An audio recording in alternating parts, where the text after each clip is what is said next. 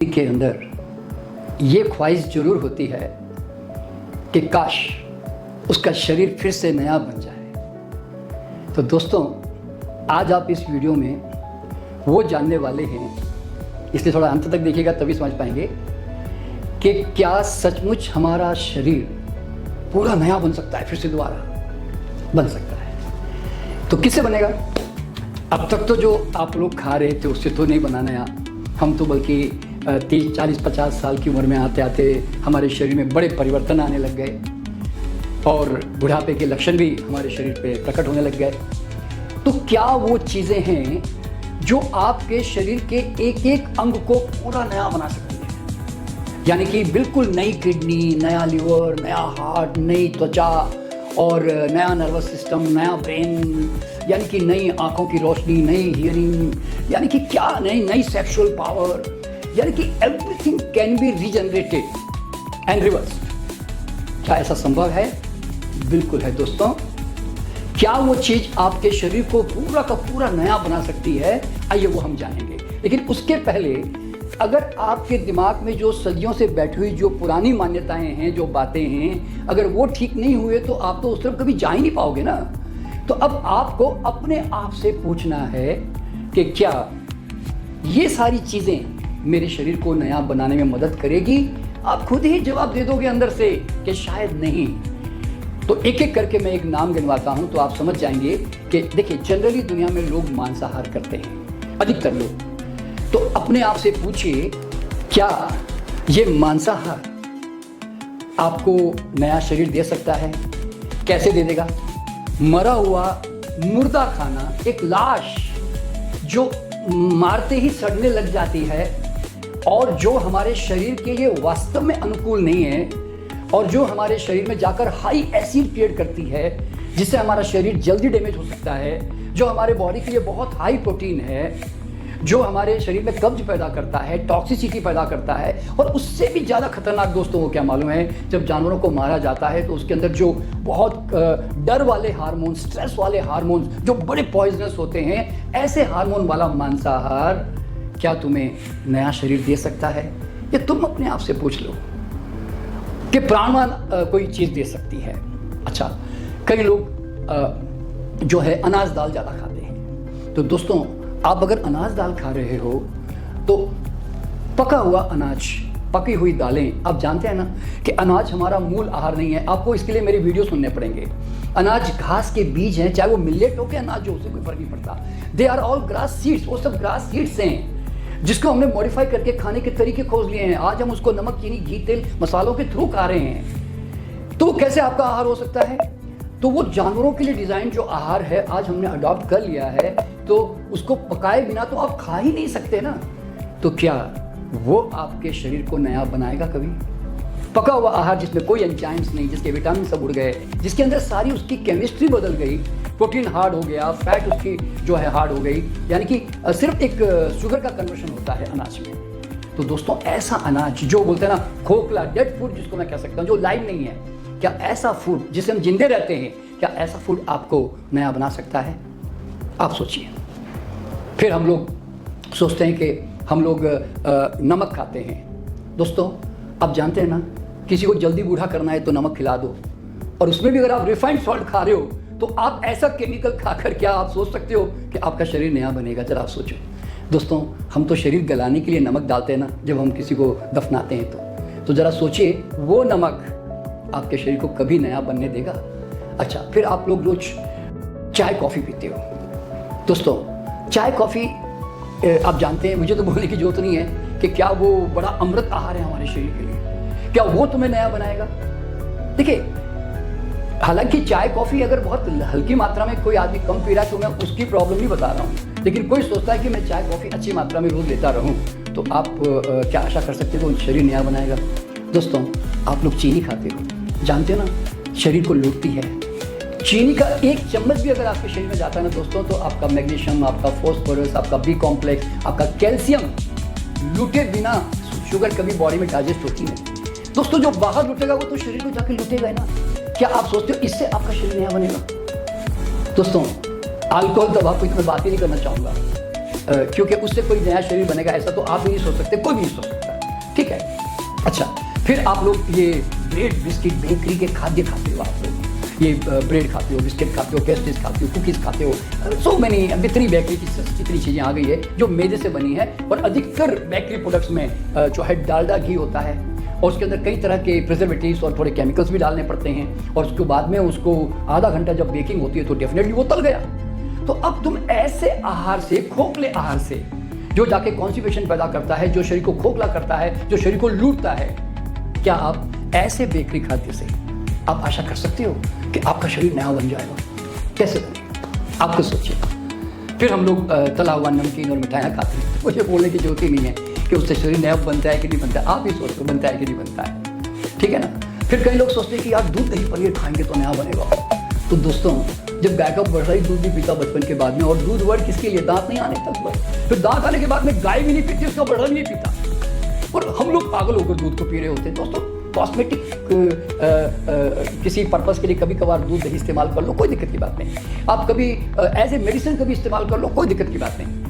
लेकिन क्या वो दूध दही पनीर आपके शरीर को नया बना सकता है? क्योंकि दूध एक 56 काइंड्स ऑफ हार्मोन वाला प्रोडक्ट है जो गाय के ग्रोथ 2 साल में 2000 पाउंड का बनाने का ग्रोथ हार्मोन से उसके अंदर वो जाकर हमारी बॉडी के हार्मोन डिस्टर्बेंस करता है, थायराइड बिगाड़ता है, मेंसेस बिगाड़ता है, जो कैंसर पैदा करने की ताकत रखता है, जो बलगम पैदा करता है, जो ब्लॉकेजेस क्रिएट करता है, जो हमारी केमिस्ट्री को खराब करके हमारी बॉडी में एलर्जेंस यानी कि एलर्जी पैदा करने वाले सामान सप्लाई करता है।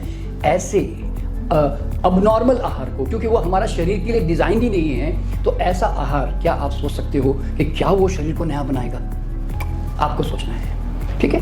इसके बाद फिर हम लोग दोस्तों सुपर फूड खाते हैं, च्यवनप्राश खाते हैं, बोर्नविटा खाते हैं, हॉर्लिक्स खाते हैं, जो भी सुपर फूड जिसको आप लोग कहते हैं। कई लोग फलाना शिलाजीत मिला हुआ, ये मिला हुआ। दोस्तों, ये सब चीज़ें खाकर आप क्या सोचते हो इनसे आपका शरीर नया बनेगा? खा के देख लो, कभी नहीं बनने वाला, ध्यान रखना। दोस्तों, शरीर नया बनने के कुछ नियम होते हैं, ध्यान रखना। ऐसे अगर इन चीज़ों से अगर नया बन जाता तो हो जाता कल्याण संसार का। तो इसलिए अब आपको सोचना, ये मल्टीविटामिन की गोलियां खा रहे हो आप, इनसे शरीर नया बनेगा। और फिर आप कई तरह के जो है ये कोल्ड ड्रिंक्स वगैरह पीते हैं आप लोग, कई तरह के टीन्ड कैंड और प्रोसेस फूड जो होते हैं, टीन्ड कैंड, क्या इनसे आपका शरीर नया बनेगा? ये जो टीन्ड कैंड जो जूसेस हैं आजकल, फ्रूट जूसेस भी आजकल जो आ गए, कई कंपनियों के आ गए, जो जिसमें शुगर कंटेंट सबसे हाई है और फूड कंटेंट कम से कम है, तो क्या आपको लगता है कि ये चीज़ें आपके शरीर को नया बनाएंगी? कभी नहीं, सवाल ही नहीं पैदा होता। अब कई लोग जो है हेल्थ के लिए उबला हुआ खाना भी खाते हैं। दोस्तों, उबला हुआ खाना एक मरा हुआ खाना है। उबलने के बाद बच क्या जाता है? खाली फाइबर सॉफ्ट हुआ, उसकी थोड़ी ग्लूकोज स्टार्च कन्वर्ट हो गई, बाकी सब के सब तो उसमें डिस्टर्ब हो गए, डैमेज हो गए। तो ऐसे मरे हुए उबले हुए खाने से क्या आप सोचते हो कि आपका शरीर नया बनेगा? ये आपको सोचना है। जिस फेसबुक पे तुम टाइम पास करते रहते हो, उसी फेसबुक पे करियर बना के लोग महीने का 1 लाख कमा रहे हैं। ये नया बनेगा, ये आपको सोचना है। कई लोग सोचते हैं कि कोई खास तरह की आयुर्वेदिक औषधियाँ होगी, उसको खाने से हम नए बन जाएंगे। क्या आयुर्वेदिक की एक भी औषधि क्या हमारा शरीर का भोजन है जो शरीर बड़े प्यार से ले लेगा? देखो, बीमारी में दवाई की तरह इस्तेमाल करना अलग बात है, लेकिन अगर आप उसको भोजन की तरह इस्तेमाल करोगे, यानी कि अगर आपका त्रिफला भोजन बन जाएगा, या आपका ये जितनी भी जो दवाइयाँ हैं, आपकी गिलोयन है, जो भी नीम है, अगर आप सोचते हो कि तुलसी ये मेरे रोज़मर्रा का खाना बन जाए, तो दोस्तों आज नहीं तो कल तो उसके डैमेज आपको महसूस करने पड़ेंगे ना। तो दोस्तों, दुनिया का कोई भी हर्ब ऐसा भगवान ने बनाया नहीं जिससे आदमी जो है ना नया बन जाए। अगर आप सोचते हो कि मैं बीमार पड़ूँ और मैं दवा खा लूँ, तो दोस्तों दवाएं जाकर शरीर को, तो आप जानते हैं ना कि 4 बीमारियां और दे सकती है। आपका शरीर का कोई भोजन तो है नहीं, और उसमें शरीर की जीवन शक्ति उल्टी कमज़ोर होती है, तो उससे क्या आप उससे सोचते हो कि किसी प्रकार की कोई दवा खाकर आप जो है नए बन जाओगे? तो दोस्तों, कई लोग तो सोचते हैं कि मैं कोई साधना कर लूँगा, कोई मंत्र जाप कर लूँगा, कोई ध्यान कर लूँगा। करके देख लो, आपके सारे आध्यात्मिक जगत के लोगों को आप देखते ही हो ना, तो क्या उससे आप नए बन जाओगे? इसमें कोई शक नहीं है कि नया बनने में ध्यान का बहुत बड़ा रोल है, क्योंकि वो बॉडी के ऊर्जा लेवल पर शरीर को, प्राण ऊर्जा को प्रबल करती है। और अगर हम मंत्र जाप करते हैं तो उससे भी प्रबल होती है।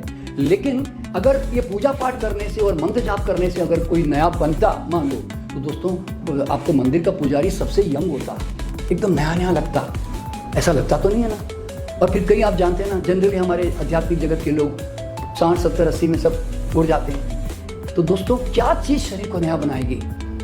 अब मैं एक एक चीज़ बता रहा हूँ। देखिए, जो चीज़ शरीर के लिए ही डिजाइंड है, जो परमात्मा ने आप ही के लिए बनाया है, वही आहार आपको नया बना सकता है। और वो आहार क्या है? फल। कहने की जरूरत नहीं ना, जिसमें स्वाद है, सुगंध है, सुंदरता है। तो फल जितने प्रकार के हैं दुनिया में, वो सारे जो है ना शरीर का नव निर्माण करते हैं। जितनी भी जो सब्जियां हैं, कच्ची सब्जियां, जो सलाद जो हम कह सकते हैं, वो वैसे तो वो भी फल ही है एक्चुअल में। वो कोई सब्जियां तो इसलिए क्लासिफिकेशन कर दी गई कि शुगर नहीं है उसके अंदर, इसलिए, वरना वो भी फल ही है। आज ककम्बर यानी कि खीरा भी फल ही है, टमाटर भी फल है। दोस्तों, मेवे, अखरोट, बादाम, काजू, नारियल, मूंगफली, पिस्ता, चिलगोजा, हेजलनट, ब्राज़लनट, कितने तरह के नट्स हैं जो हमारे लिए डिज़ाइंड है, जो हमें खाना चाहिए, जो हमारे बॉडी के लिए एंटी कोलेस्ट्रॉल है, जो हमारे ब्रेन के लिए, नर्वस सिस्टम के लिए सुपीरियर प्रोटीन्स हैं। दोस्तों, वो जरूर आपका शरीर नया बना सकते हैं। और आपको अंकुरित दाल अगर आप खाते हैं, मान लीजिए अनाज तो हम ज़्यादा खा नहीं सकते, अनाज से तो नया बनने की कोई चांस नहीं, ध्यान रख लेना। तो अब चांस किससे हैं? अंकुरित दालों से, क्योंकि वो प्राणवान आहार बन जाता है। इसलिए तो जितने मूंग, मोठ, चने, मसूर, लोबिया, जितनी भी चीज़ें अंकुरित होती है, वो सब प्राणवान आहार बन जाती है। वो आपके शरीर को नया बना सकती है।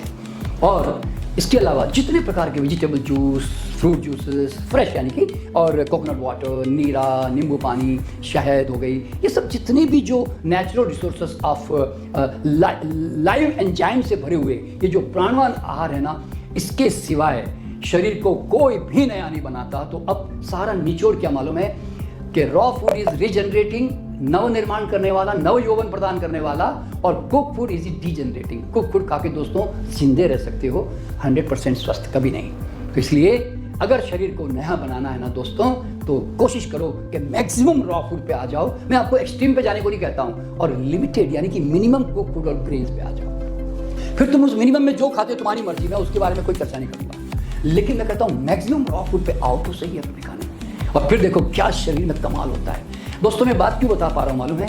मैं 40 साल से इस आहार पे रहकर मैं ये अनुभव करता हूँ कि हर चीज़ मेरे शरीर की नई बन गई। नई त्वचा, नई एनर्जी, और नया हार्ट, नया लंग्स, सब कुछ नया लगता है मुझे मेरे जीवन में। और जो भी लोग मुझे फॉलो कर रहे हैं, मैं उनका भी अनुभव यही सुनता हूँ। इसलिए अगर आपको नया शरीर चाहिए, आप जो है इन चीज़ों को अपनाइए और अपने जीवन को सर्वोच्च उत्तम स्वास्थ्य की तरफ लेके जाइए। तो चलिए, मैं आपको बहुत बहुत शुभकामना देता हूँ, और आपसे फिर मुलाकात करूँगा अगले वीडियो में एक ऐसा ही नया विषय लेकर।